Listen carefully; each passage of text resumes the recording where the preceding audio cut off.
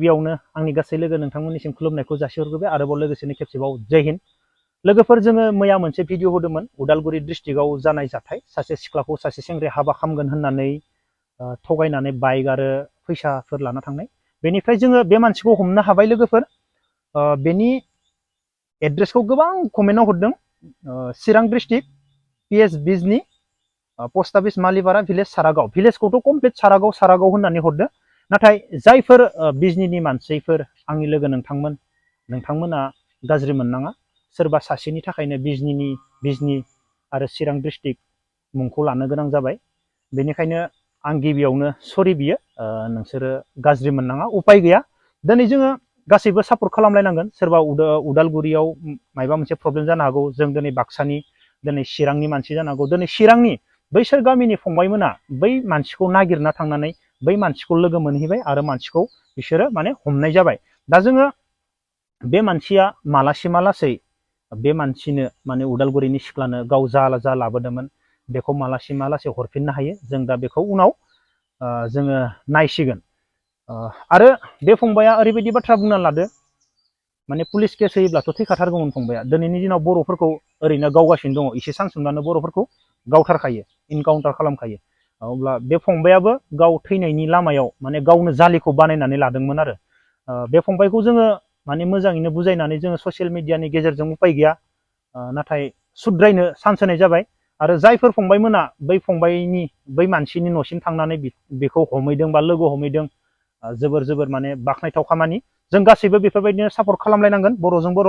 नाथाय जों सासेनो मावजोबनो हाया, एसेबां गोजान बाक्सा उदालगुरि चिरां सहस नङा।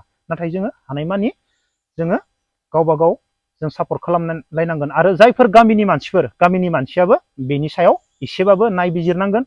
स्ट्रि थाबा जानाय नङा, मानो बेफोरबायदि खालामनाय नङाबा गामि आरो गावबा गाव डिस्ट्रिक्टआबो बदनाम जागोन। लोगोफोर दा बाथ्राया बेसो, दा जोंहा बर' हारिनि गेजेराव गुवाहाटियाव न' सिफाय जालायबाय।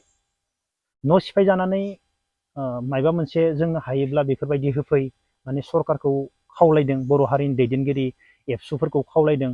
बेनिफ्राय दा आं बेखौसो बुंनो नागिरदों, बेवहाय जों जोंथ' इउटुबारसो, जों इउटुबारा बे गोरिबफोरनो न' सिफायजानो मायबा प्लास्टिक बा माइरं बायनानै हैगोन ना जोंनि बर' हारिनि दिनै दैदेनगिरि, जोंहा बर' हारियाव दङ सरकार दङ, आरो बेजों लोगोसे जोंहा बर' हारिनि मैखोम दैदेनगिरिफोर दङ, एबसु, गोबां रायजोनि थाखाय खामानि मावग्रा जोंहा एबसु दङ।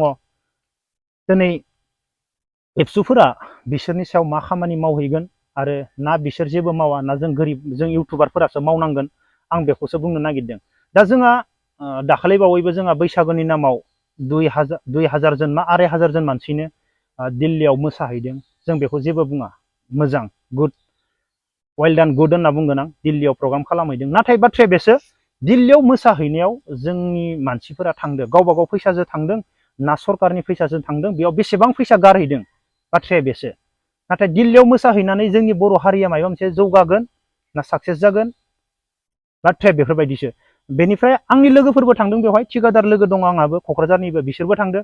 गावबा गाव टिकेट दाननानै माने थांलाय फैलाय 15,000 गाहाम खरस जादों थानाय बेफोरबायदि। अब्ला नाय, सासे मानसिया जोंना दिल्लीयाव मोसाहैनायाव एसेबां फैसा खरस खालामनानै जेसेबां लैहोर थांदों, आरो गासैबो मानसिया गावबा गाव फैसा खालामनानै थांजोबाखैबो खोमा, सरकारनिफ्रायबो मोनदो जानो हागौ। नाथाय बैफोराव जेरै बर' गामिनिफ्राय 2000 जन 2500 जन जेरै एबसुफोरनि प्रग्रामाव बर' रायजो राजाया थांनानै जेरै लैहोर थांनानै सापर्ट खालामहैदो, मोसाहैदो, फैसा गारहैदो।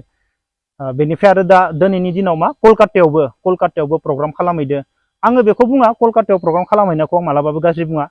कलकाताया जोंनि बर' हारिखौ लेंहरनानै फैसा होनानै, सोरबा एक्ट्रिस एक्टर थांनायफोरनो, सोरबा गिदिर मानसि थांनायफोरनो कलकाताया फैसा होनानै मोसाहोदोबाथ' जोबोर मोजां, वेल डान, गुड।